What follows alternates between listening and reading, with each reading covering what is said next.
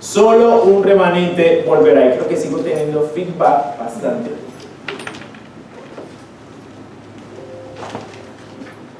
Entonces, si alguien me ayuda con eso, por favor. Quería introducir con algo muy especial que encontré. Lo dijo David Jeremías.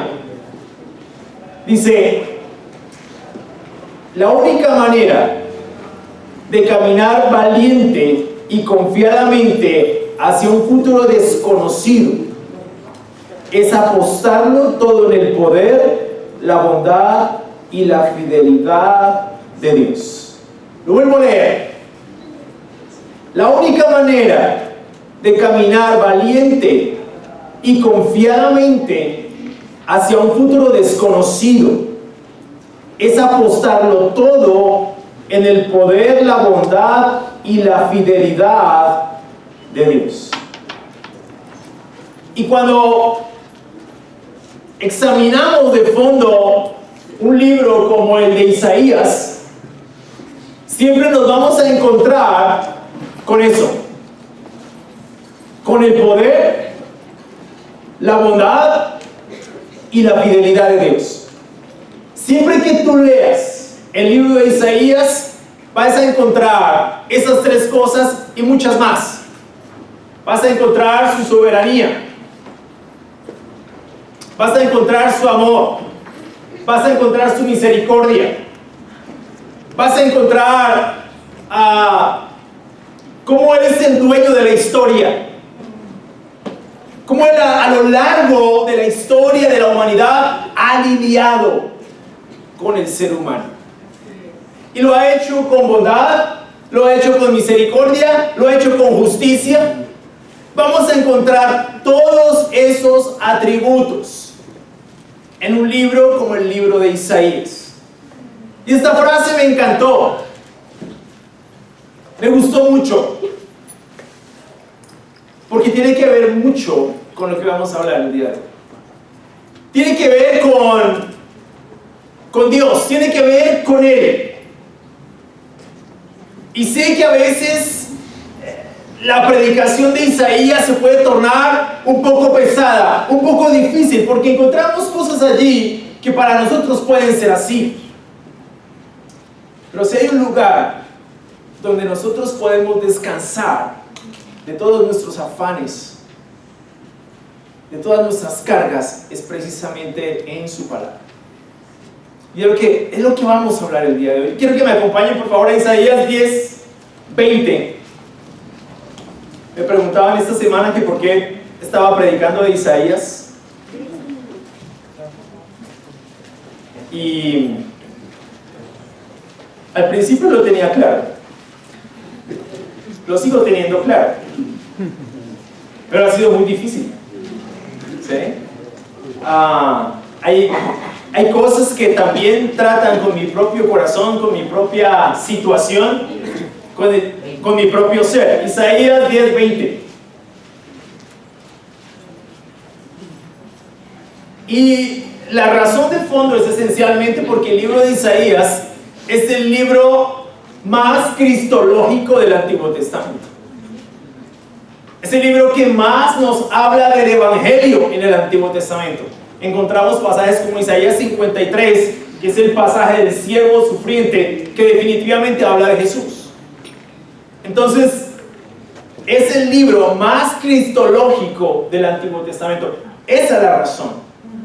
Y como lo que estamos buscando es predicar el Evangelio y encontrar a Cristo en el Antiguo Testamento, porque somos una iglesia bíblica, no una iglesia solamente neotestamentaria, sino bíblica. Eso significa que tenemos que ir a todo el consejo de Dios, Antiguo y Nuevo Testamento, y ver cómo Cristo transversaliza la Biblia en todo sentido. Entonces, esa es la razón. Isaías 10:20.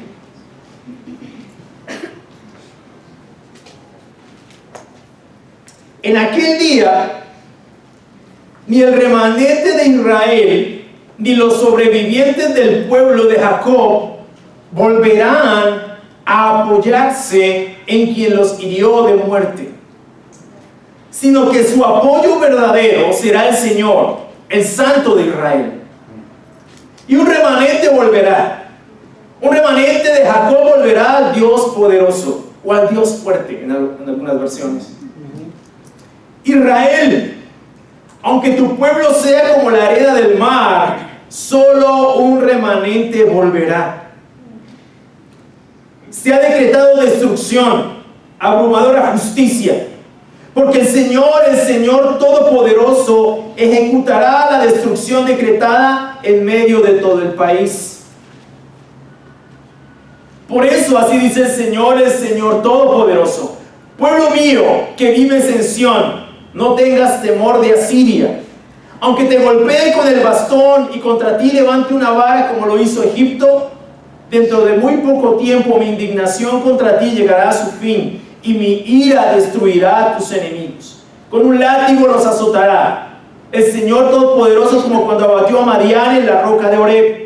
Levantará sobre el mar su vara, como lo hizo en Egipto. En aquel día esa carga se te quitará de los hombros, y a causa de la gordura se romperá el yugo que llevas en el cuello.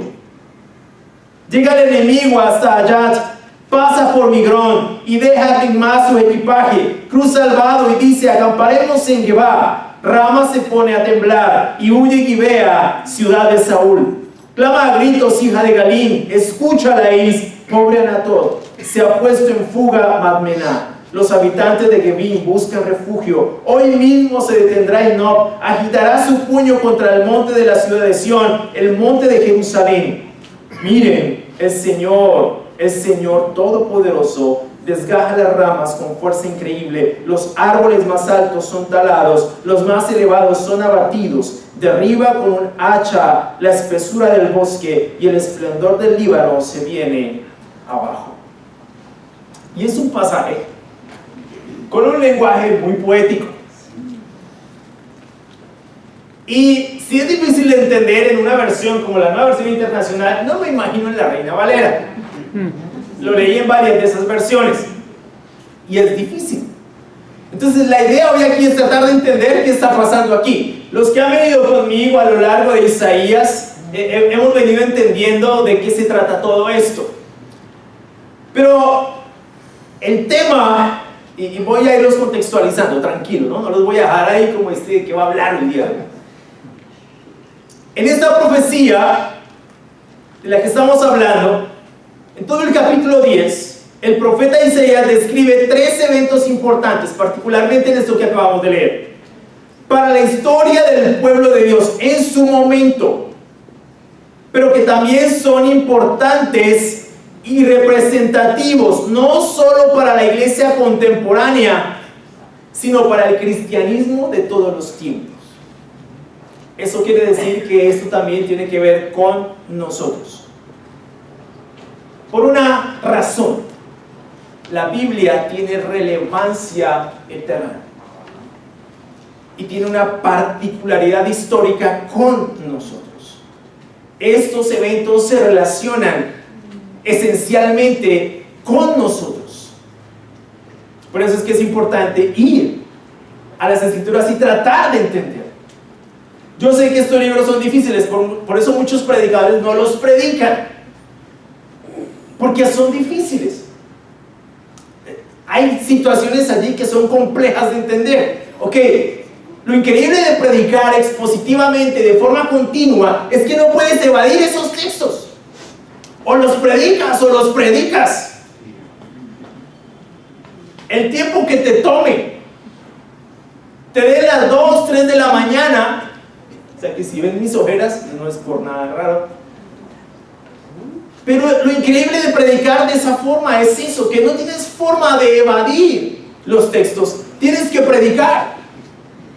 Tienes que hablar de su palabra, no de tus ideas. Eso en esencia es lo increíble. Vamos a desarrollar el primero de esos eventos. Y ese primer evento se conoce como el regreso del remanente. Lo leímos del versículo 20 al versículo 23.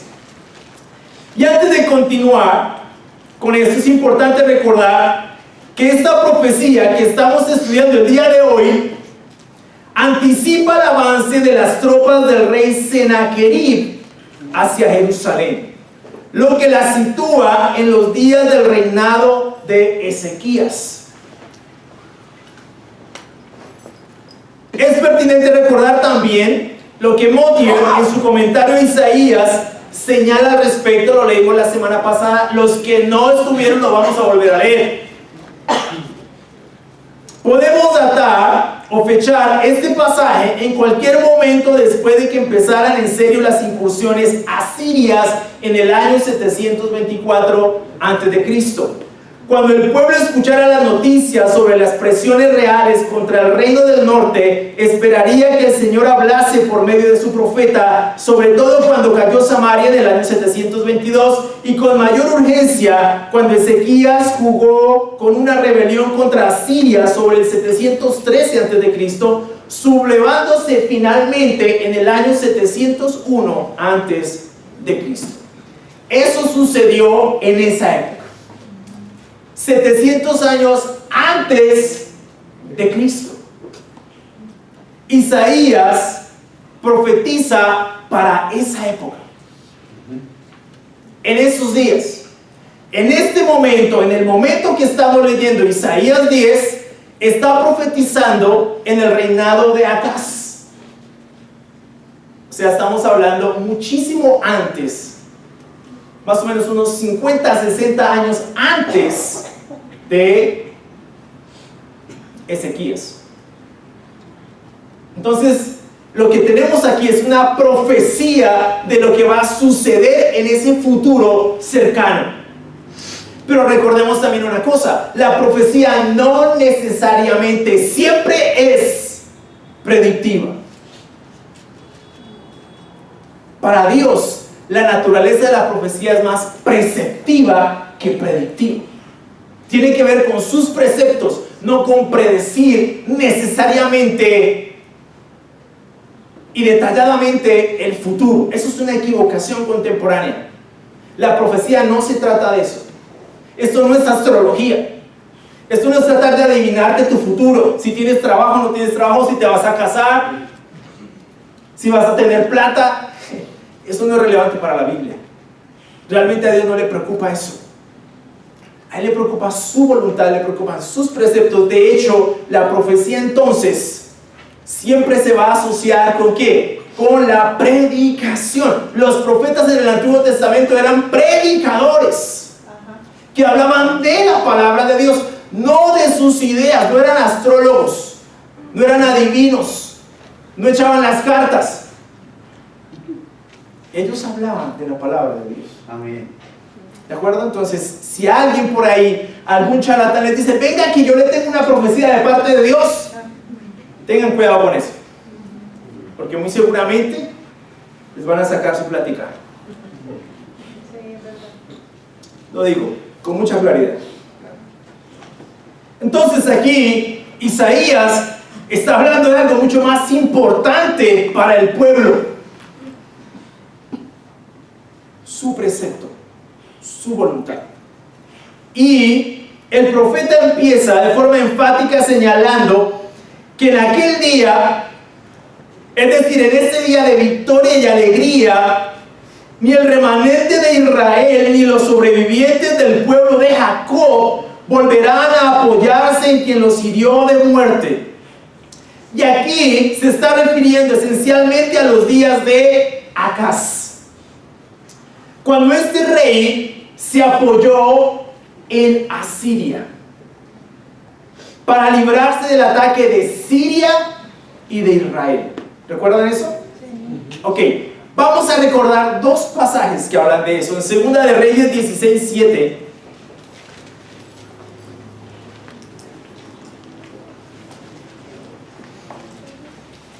Segunda de Reyes 16:7 al 10. Dice: Acaz envió mensajeros a Tiglat-Pileser. Si se dan cuenta que es otro rey diferente a Sennacherib. Ese rey era el que reinaba en Asiria en los días de Acaz. ¿De acuerdo? Ok, yo sé, prestenme atención, aquí no les voy a resolver todas las dudas. Solamente vamos hasta el capítulo 10. O sea que si ustedes no pueden estar algunos en todos los sermones hasta el capítulo 10, les pido el favor, lean Isaías hasta el capítulo 10. Los sermones están todos en internet, entonces pueden ir actualizándose, pero si les aburre ver internet, entonces lean la Biblia. Lo que me gusta hacer esto es que incentivo a la gente a leer la Biblia. Segunda de Reyes 16, 7, 10 dice: acá se envió entonces mensajeros a Tiglat-Pileser, rey de Asiria, con este mensaje: ya que soy tu servidor y vasallo, ven y líbrame del poder del rey de Siria y del rey de Israel que se han puesto en mi contra. Acaz, versículo 8, también juntó la plata y el oro que había en el templo del Señor y en el tesoro del palacio real, y se lo envió todo al rey de Asiria como un regalo. El rey de Asiria, accediendo a su petición, lanzó un ataque contra Damasco y conquistó la ciudad. Luego deportó a sus habitantes a Kir y mató a Rezín. ¿En quién se apoyó Acaz? No en Dios, en el rey de Asiria. Vamos a otro pasaje. Hoy os voy a poner a leer mucho la Biblia. Segunda de Crónicas 28, 20 al 26.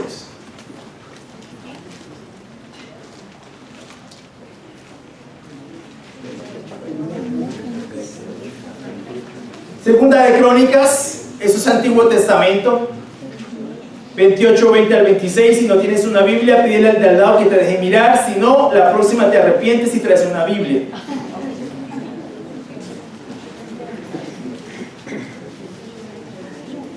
Versículo 20, Segunda de Crónicas 28, 20, 26 dice: Tiglat-Pileser, rey de Asiria, en vez de apoyar a Acaz, eso fue después de esto que acabamos de leer en el primer pasaje, marchó contra él y empeoró su situación.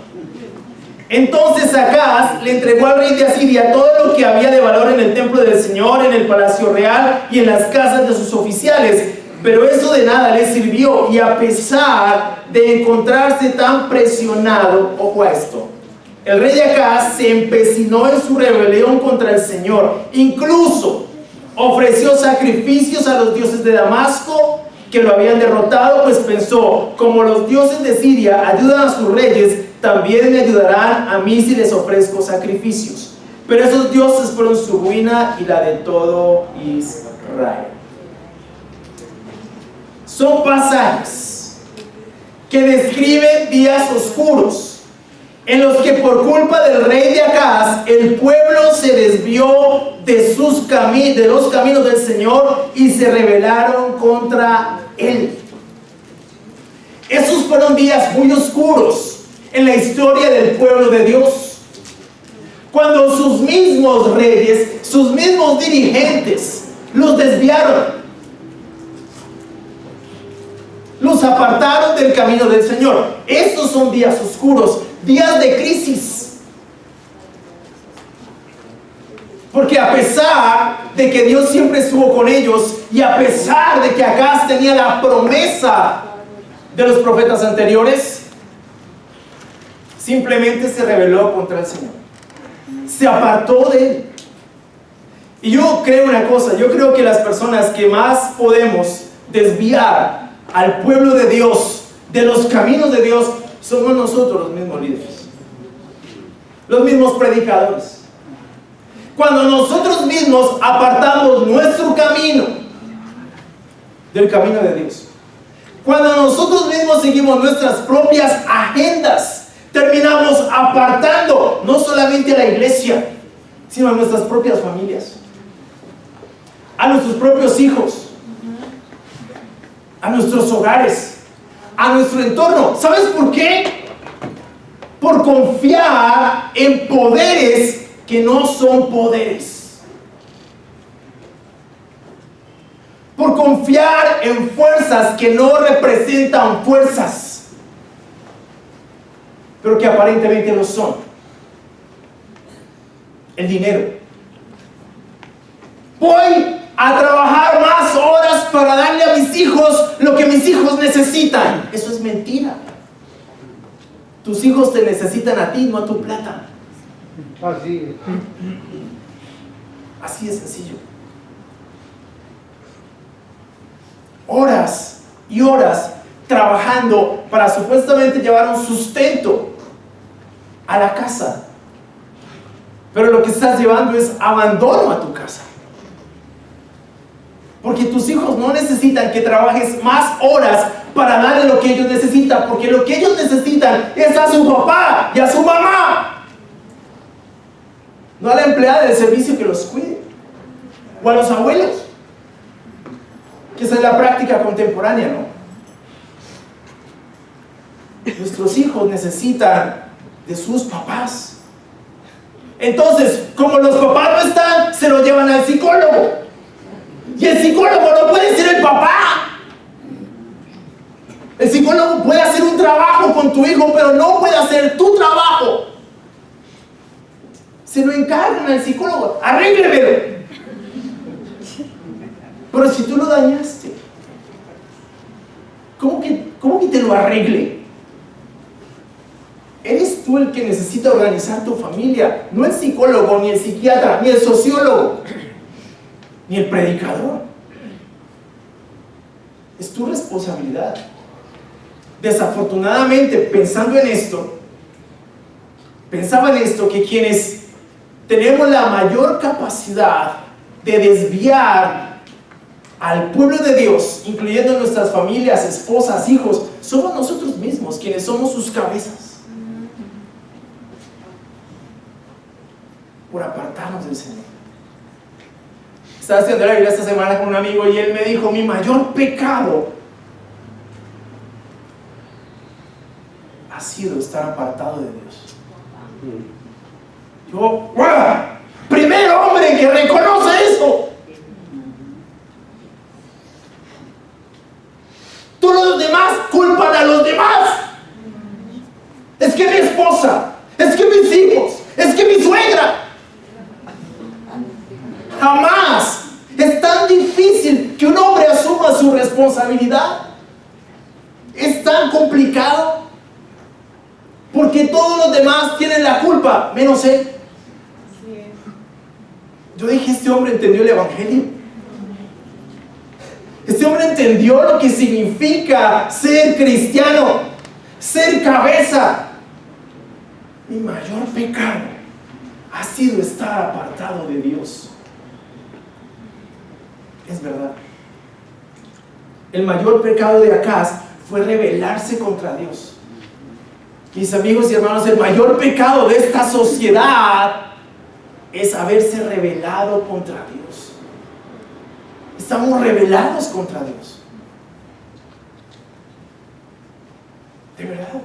Cuando no tomamos este libro en serio, cuando no escuchamos el consejo de Dios en su palabra, nos rebelamos contra Dios. Lo peor de todo es que a veces nos empecinamos en rebelarnos contra Dios.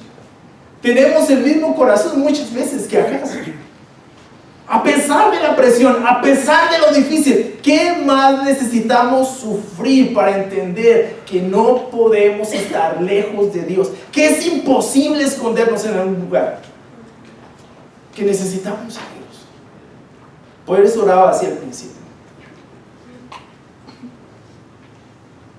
Los problemas que tenemos como sociedad, los problemas que tenemos como familias, piénselo, solamente lleva tu historia un poco más atrás. No te mires solamente a ti mismo, mira tu historia. Tú no llegaste aquí por casualidad. Tú eres producto histórico. Tu historia no empezó cuando naciste. Tu historia viene de atrás, de tus papás, de tus abuelos, de tus bisabuelos, de tus tatarabuelos. ¿Cuántas de esas cosas desde esa época las hemos venido perpetuando?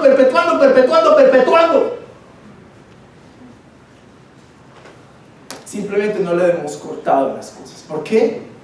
Porque hemos heredado esa rebelión en contra de Dios. Hemos heredado esas ideas. No creo en maldiciones generacionales. Creo en que tenemos unas consecuencias que afectan la vida que tenemos por causa de nuestros antepasados y que no lo hemos visto grave. La unión libre es grave. El adulterio es grave. La infidelidad es grave. Fumar es grave. Las drogas es grave. El orgullo es grave. La arrogancia es grave.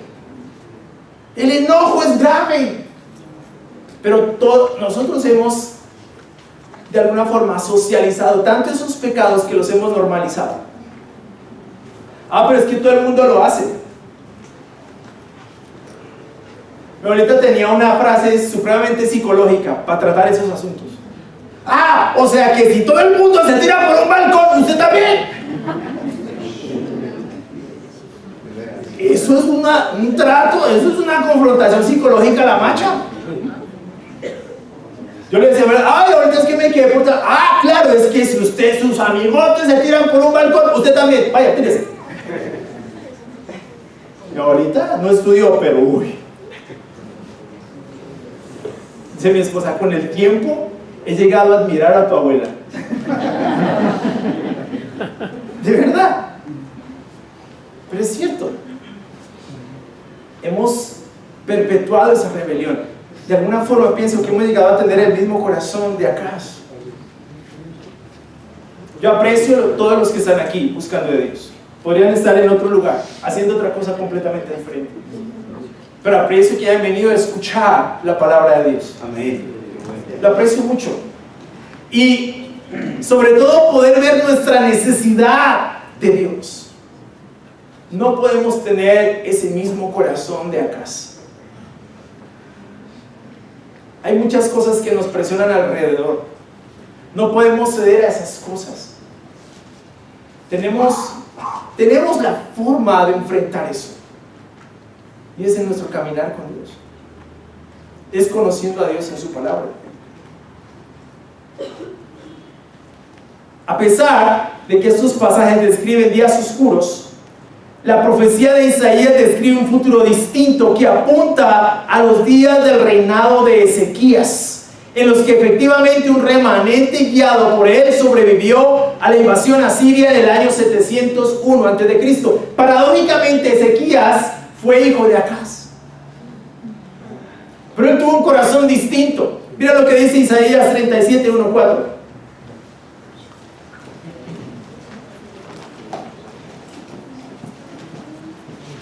Cuando el rey Ezequías escuchó esto, se rasgó las vestiduras, se vistió de luto y fue al templo del Señor.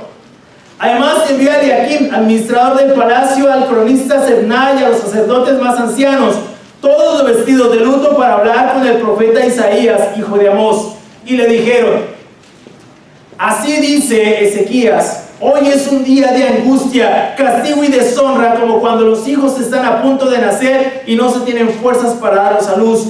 Tal vez el Señor tu Dios oiga las palabras del comandante en jefe, a quien su señor, el rey de Asiria, envió para insultar al Dios viviente. Que el Señor tu Dios lo castigue con las palabras que ha oído. Eleva pues una oración por el remanente del pueblo que aún sobrevive.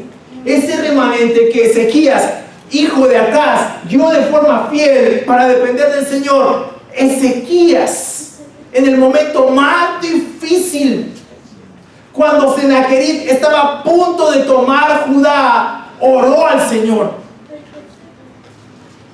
dependió del Señor. Y ese es el tipo de corazón que a Dios le agrada. Y Segunda de Reyes 19:20, vamos allá.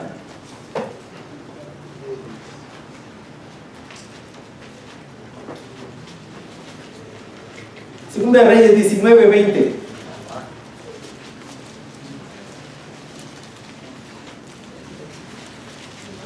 Entonces Isaías, hijo de Amós, le envió este mensaje a Ezequías: así dice el Señor Dios de Israel, por cuanto me has rogado respecto a Sennacherib, rey de Asiria, te he escuchado. Esta es la palabra que yo, el Señor, he pronunciado contra él. Este pasaje es la evidencia del cumplimiento de esta profecía de Isaías. El remanente fiel guiado por un rey fiel a Dios, buscó su apoyo en el Señor su Dios, y en virtud de esa confianza, el ruego de Ezequías fue escuchado en favor de su pueblo. ¿Sabes una cosa? Ese es el tipo de corazón que Dios espera de cada uno de nosotros. Un corazón que ruega a Dios, un corazón que depende de Dios. Es ese. No el que actúa en sus propias fuerzas, no el que busca el apoyo en otras fuerzas, sino el que busca apoyo en Dios.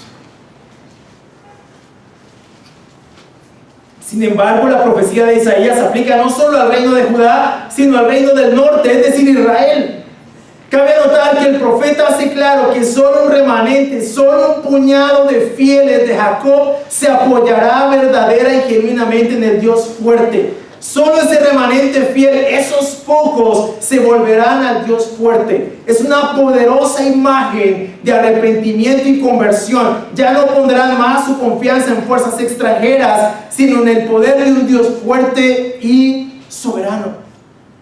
Tomando la promesa de Génesis 22:17 y colocándola al lado del versículo 22 de Isaías 10, la idea del remanente no hace alusión a números, sino a una descendencia fiel a Dios.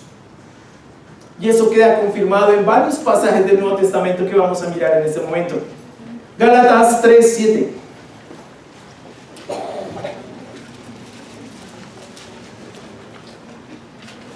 Gálatas 3, versículo 7. Dice, por lo tanto, sepan que los descendientes de Abraham son aquellos que viven por la fe. En efecto, la Escritura, habiendo previsto que Dios justificaría por la fe a las naciones, anunció de antemano el Evangelio a Abraham: por medio de ti serán bendecidas todas las naciones. Eso es Génesis 22:17. Así que los que viven por la fe son bendecidos junto con Abraham, hombre de fe. Y en el versículo 14, así sucedió para que por medio de Cristo Jesús la bendición prometida a Abraham llegara a las naciones, y para que por la fe recibiéramos el Espíritu según la promesa. Y ahí más adelante en el versículo 26, todos ustedes son hijos de Dios mediante la fe en Cristo Jesús, porque todos los que han sido bautizados en Cristo se han revestido de Cristo. Ya no hay judío ni griego, esclavo ni libre, hombre ni mujer, sino que todos ustedes son uno solo en Cristo Jesús. Y ustedes, y si ustedes pertenecen a Cristo, son la descendencia de Abraham y herederos según la promesa. Amén. Y de la misma forma, en Romanos 4:16, yo les dije que yo los iba a tener por toda la vida. Romanos 4:16. Por eso la promesa viene por la fe, a fin de que por la gracia quede garantizada para toda la descendencia de Abraham. Esta promesa no es solo para los que son de la ley, sino para los que son también de la fe de Abraham, quien es el Padre que tenemos en común. Y en el capítulo 9, versículo 27.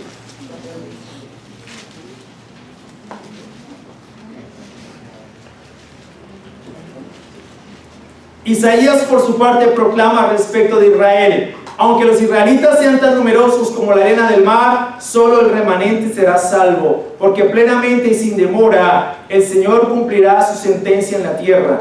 Así ha dicho Isaías: si el Señor Todopoderoso no nos hubiera dejado descendientes, seríamos ya como Sodoma, nos pareceríamos a Gomorra. ¿Qué concluiremos? Pues que los gentiles que no buscaban la justicia la han alcanzado. Me refiero a la justicia que es por la fe. En cambio, Israel, que iba en busca de una ley que le diera justicia, no ha alcanzado esa justicia. ¿Por qué no? Porque no la buscaron mediante la fe, sino mediante las obras, como si fuera posible alcanzarla así. Por eso tropezaron con la piedra de tropiezo, como está escrito: miren que pongo encima una piedra de tropiezo y una roca que hace caer, pero el que confíe en él no será defraudado. Este pasaje del remanente de Isaías lo aplica Pablo a la iglesia. aplica estos 3 pasajes que acabamos de ver a la descendencia de Abraham, es decir, a Cristo. Y la descendencia de Abraham somos nosotros, la iglesia de Cristo, y herederos según la promesa. Amén.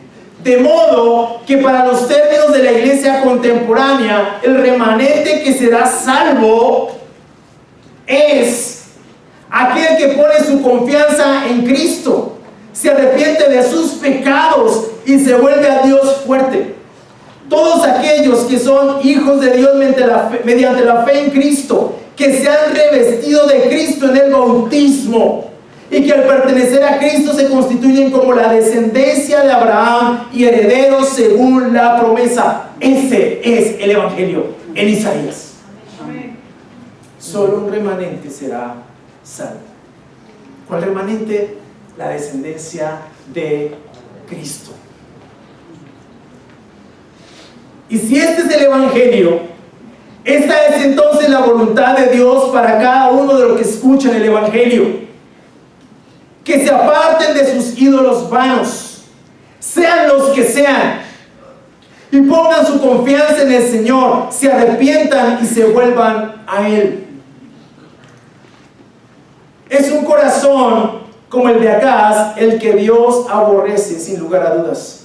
Lo que Dios busca son corazones como el de Ezequías, que se humillan y dependen de Dios completamente. Eso es lo que Él busca. Solo personas así van a ser parte de ese remanente. No los que dicen, mi religión es esta. Es lo que dice Isaías. No se trata de tu religión, se trata de tu corazón. Porque puedes tener muchísima religión, como acá, sin tener un corazón para Dios, sin depender de Dios, sin buscar genuinamente a Dios. Siempre he pensado que si Dios no se hubiera atravesado en mi camino, no sé quién sería hoy yo en día. Hablo como un hombre que fue salvado por la pura misericordia de Dios. No hablo como un hombre perfecto. No hablo como un hombre que jamás pecó o que no lucha. Hablo como un ser humano cualquiera que reconoce que la única forma en que puede mantenerse fiel a Dios es estando frente a Dios, cerca a Dios, en su presencia. Que definitivamente nada de lo que soy, nada de lo que tengo, nada de lo que hago depende de mí, depende de Dios. Que todo lo que soy, lo soy en virtud de quien me redimió, de quien me salvó, el Dios fuerte. Y nada más puede ser más fuerte en mi vida que Dios. Nada. Esa es mi convicción. Y es la convicción que le he transmitido a mi familia. Nada puede ser más fuerte en nuestra familia que Dios. Nada puede ocupar ese lugar en nuestra familia sino solamente Dios. Eso necesitamos, porque yo reconocí en su momento que la única razón para vivir en este mundo es Dios. Es eso. Solo ese remanente será salvo. Y hoy alguien ha decidido ser parte de ese remanente. Amén. Es Esteban Salcedo, está por acá. Él se va a bautizar el día de hoy.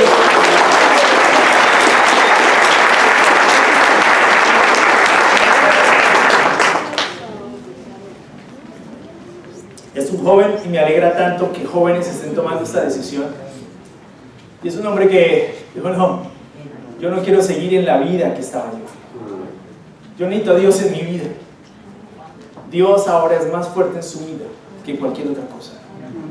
Y el llamado también para ti y para cualquiera que nos está visitando el día de hoy es ese, que tú te vuelvas al Dios fuerte, que tú te vuelvas al Dios todopoderoso.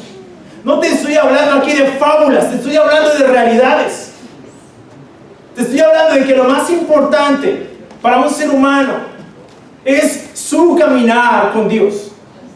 Ese es nada, absolutamente nada más.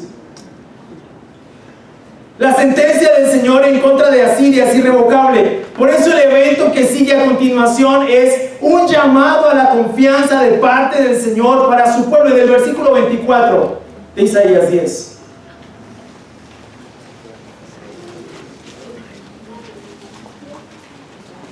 Por eso así dice el Señor Todopoderoso: pueblo mío que vives en Sión, no tengas temor de Asiria, aunque te golpee con el bastón y contra ti levante una vara como lo hizo en Egipto. Dentro de muy poco tiempo mi indignación contra ti llegará a su fin y mi ira destruirá a tus enemigos. El versículo 24 comienza con un por eso, es decir, en razón de, a causa del juicio que el Señor tiene decretado contra el reino asirio y que es de inminente cumplimiento. Es que el Señor llama a su pueblo a no temer a Asiria, aunque te golpee con el bastón y contra ti levante una vara como lo hizo en Egipto. El profeta hace alusión a la historia del pueblo de Israel cuando eran esclavos en Egipto. En Éxodo 5, 14 al 16 lo pueden tomar de referencia. Una situación bastante angustiante y desgastante para el pueblo. La promesa del Señor es que la indignación contra su pueblo llegará a su fin y su ira destruirá a sus enemigos.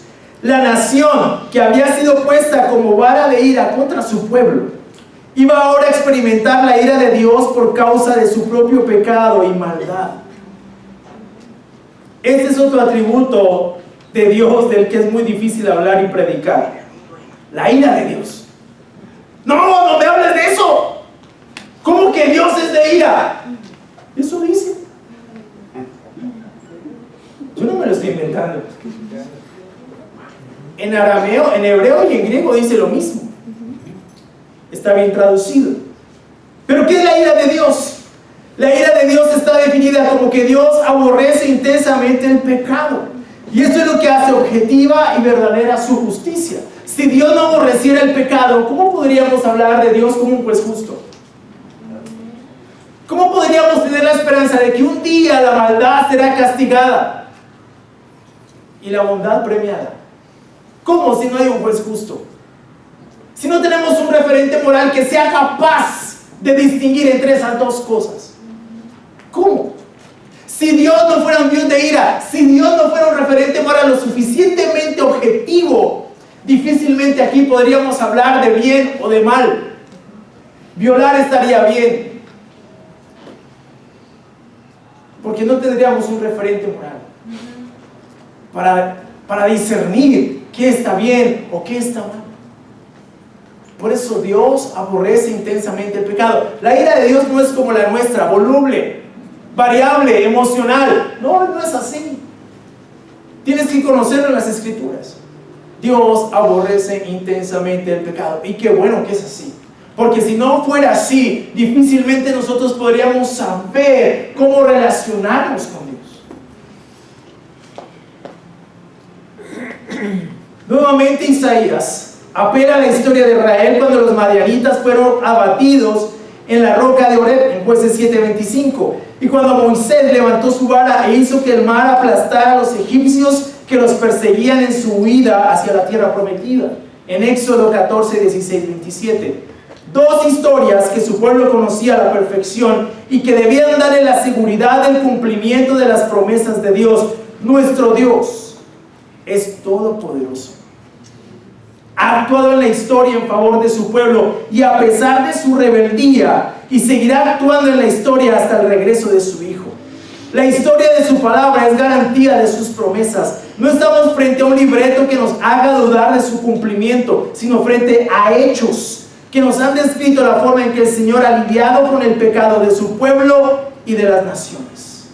La carga de la opresión asiria iba a ser quitada de los hombros de su pueblo. A causa de la gordura, como dice allí, como si se tratara de un animal fuerte, Israel puede romper el yugo. Y esto me lleva a pensar en la opresión y la tiranía del pecado en la vida de los seres humanos. No hay nada que esclavice más y oprima más que los vicios de nuestra propia naturaleza. Nuestro pecado es como un yugo que aprisiona, que esclaviza, que somete y del que nuestro Señor Jesucristo nos puede liberar. Amén. Juan 8, 31 al 36. Amén. Vamos a ver. Les voy a robar 5 minutos más de su tiempo. Juan 8, 31. Jesús se dirigió entonces a los judíos que habían creído en Él y les dijo: si se mantienen fieles a mis enseñanzas, serán realmente mis discípulos y conocerán la verdad, y la verdad los hará libres. Nosotros somos descendientes de Abraham. Amén. Le contestaron: y nunca hemos sido esclavos de nadie. ¿Cómo puedes decir que seremos liberados? Mira el reclamo. Ciertamente les aseguro que todo el que peca es esclavo del pecado, respondió Jesús. Ahora bien, el esclavo no se queda para siempre en la familia, pero el hijo sí se queda en ella para siempre. Amén. Así que si el hijo los libera, serán ustedes verdaderamente libres. Yo sé que ustedes son descendientes de Abraham, sin embargo procuran matarme porque no están en sus planes aceptar mi palabra. Yo hablo de lo que he visto en presencia del Padre, así que también ustedes hagan lo que del Padre han escuchado. Interesante discusión de Jesús con unos judíos que habían creído en Él. Eso es lo paradójico, que habían creído en Él y luego dejaron de creer en un momento, solo porque los cuestionó. ¿Sabes? Aquí no se trata de tu religión y de la mía. Aquí se trata de Cristo. Y que el único que nos puede liberar del yugo que nos oprime, del pecado que aprisiona, del pecado que esclaviza, del pecado que trae la muerte, es Cristo. No hay nadie más. Jesús puede quitar la carga del pecado de sobre nuestros hombros. Pero como ya hemos visto, son necesarios la fe y el arrepentimiento. El pecado es un yugo del que solo Cristo nos puede liberar y nadie más. Y el tercer y último evento de este pasaje: la destrucción de Asiria, la vara del castigo. Esta parte final señala y describe la campaña conquistadora y destructiva del rey de Asiria en contra del pueblo del Señor. Todas las poblaciones a las que el rey de Asiria sometió eran ciudades israelitas. Aun cuando el rey de Asiria marcha amenazante y con una determinación insondable de destruir al pueblo del Señor, sus planes serán definitivamente frustrados por el Señor Todopoderoso, el Santo de Israel, el Señor de los ejércitos. La tala de los árboles solo puede referirse a la destrucción de Asiria. Sennacherib y sus ejércitos caerán. Eso es lo que sucede en Isaías 37, 21 y 22 y 36, versículos 36 y 38. Sin lugar a dudas, lo predicho en los versículos 33 y 34 de Isaías 10 son los hechos que describe Isaías en este primer pasaje. Esto es solo una muestra del poder y la soberanía del Señor en la salvación de su pueblo y de las demás naciones. No está por demás señalar, como lo he hecho en otras ocasiones, que es la voluntad del Señor. Él quiere que todos se salven y su llamado a la salvación es para todos, pero indiscutiblemente solo quienes respondan a este mensaje con fe y arrepentimiento serán salvos.